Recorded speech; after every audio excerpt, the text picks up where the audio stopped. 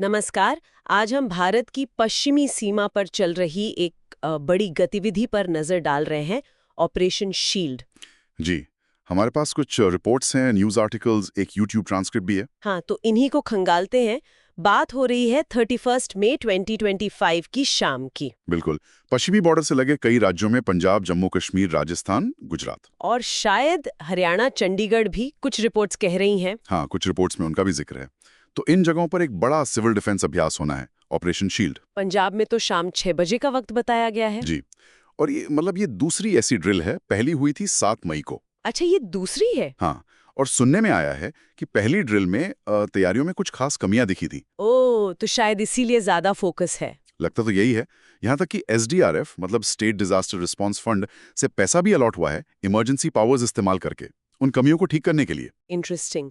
और ये पहले 29 मई को होनी थी, है ना? फिर आगे बढ़ी। हाँ, वो पंजाब में सिविल डिफेंस वालों की एनडीआरएफ के साथ कोई ट्रेनिंग चल रही थी, तो उसे 31 पर शिफ्ट किया। समझ गया। तो मकसद क्या है इस पूरी एक्सरसाइज का? मकसद तो सीधा है। अगर कोई हवाई हमला होता है दुश्मन का, जहाज, ड्रोन, मिसाइल, तो उससे निपटने के लिए हमारी सिविल पॉपुलेशन, हमारी नागरिक सुरक्षा कितनी तैयार है, उसे परखना और मजबूत करना। बिल्कुल। और इसे हाल के बॉर्डर टेंशन से भी जोड़कर देखा जा रहा है। हाँ, कुछ सोर्सेज में ऑपरेशन सिंदूर के बाद वाली स्थिति का जिक्र है। और वो 22 अप्रैल वाला पहलगाम हमला और उसके बाद की कार्रवाई, फिर वो कथित पाकिस्तानी ड्रोन हमले। जी, उन सब घटनाओं का हवाला दिया गया है जिसके बाद सीज फायर हुआ था।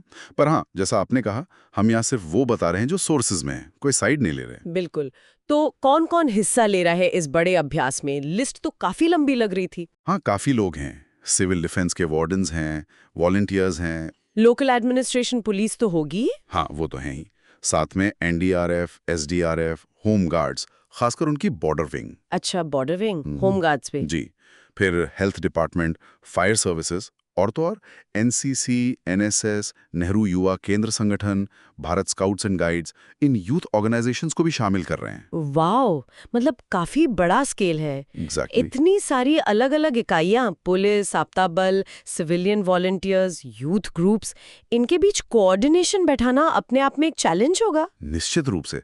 और शायद यही परखना इस ड्रिल का एक बड़ा ऑब्जेक्टिव भी है कि ये सब मिलकर कैसे काम करते हैं। और इसमें होगा क्या? मतलब किस तरह के हालात बनाए जाएंगे? इसमें दुश्मन के हमलों का सिमुलेशन होगा, मतलब वैसा माहौल बनाया जाएगा। जैसे? रिहायशी इलाकों में पूरा ब्लैकआउट किया जाएगा। सिर्फ जो इसेंशियल सर्विसेज हैं वो चलेंगे। ओके। और? एयरफोर्स और सिविल डिफेंस के कंट्रोल रूम्स के बीच हॉटलाइन टेस्टिंग होगी, साइनेज सिस्टम चेक किए जाएंगे।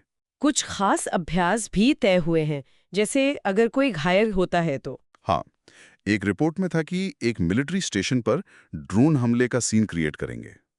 उसमें से 20 घायलों को निकालने की प्रैक्टिस होगी। अच्छा। और ये भी देखेंगे कि अगर ज्यादा कैजुअलिटीज होती हैं तो मेडिकल टीमों को कैसे तुरंत बढ़ाया जाए।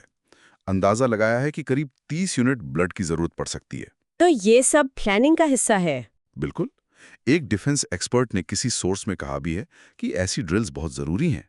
इनसे आम लोगों को पता चलता है कि इमरजेंसी में क्या करना है, सायरन बजने पर कहाँ छिपना है, ब्लैकआउट में क्या करना है। इससे जानें बच सकती हैं। सही बात है। और ये क्या अब रेगुलर होगा? सुना है हर महीने करने का प्लान है। एक सोर्स तो यही दावा कर रहा है कि बॉर्डर डिस्ट्रिक्ट्स में अब हर महीने ऐसी मॉक ड्रिल होंगी। हर महीने? ये तो काफी इंटेंसिव है। हाँ, लगता है तैयारी पर लगातार फोकस बनाए रखना चाहते हैं। सभी डिप्टी कमिश्नर्स को कहा गया है कि ड्रिल करवाएं और एक्शन टेकन रिपोर्ट सेंटर को भेजें। तो कुल मिला के देखें तो ऑपरेशन शील्ड कोई मामूली रूटीन ड्रिल नहीं लग रही। ये वाकई एक सीरियस कोशिश है पश्चिमी सीमा पर सुरक्षा चिंताओं को लेकर और जो पिछली कमियां थीं उन्हें दूर करने की। बिल्कुल। इसमें प्रशासन से लेकर आम नागरिक, युवा संगठन, सबको साथ लाया जा रहा है। ये दिखाता है कि सिविल डिफेंस मैकेनिज्म को मजबूत करने की कितनी जरूरत महसूस की जा रही है और अलग-अलग एजेंसियों के बीच कोऑर्डिनेशन कितना जरूरी है। सही कहा। और ये भी अहम है कि वो पिछली कमियों को मान रहे हैं और उन्हें सुधारने के लिए कदम उठा रहे हैं। ये एक पॉजिटिव संकेत है। चलते चलते हमारे श्रोताओं के लिए एक सोचने वाली बात छोड़े जाते हैं। जो फौरी रक्षा जरूरतें हैं उनसे हटकर अगर सोचें तो बॉर्डर एरिया में आम नागरिकों को शामिल करके इस तरह की रेगुलर और बड़ी ड्रिल्स करना, ये उस इलाके की लॉन्ग टर्म स्टेबिलिटी और सुरक्षा की धारणा को कैसे प्रभावित करता होगा।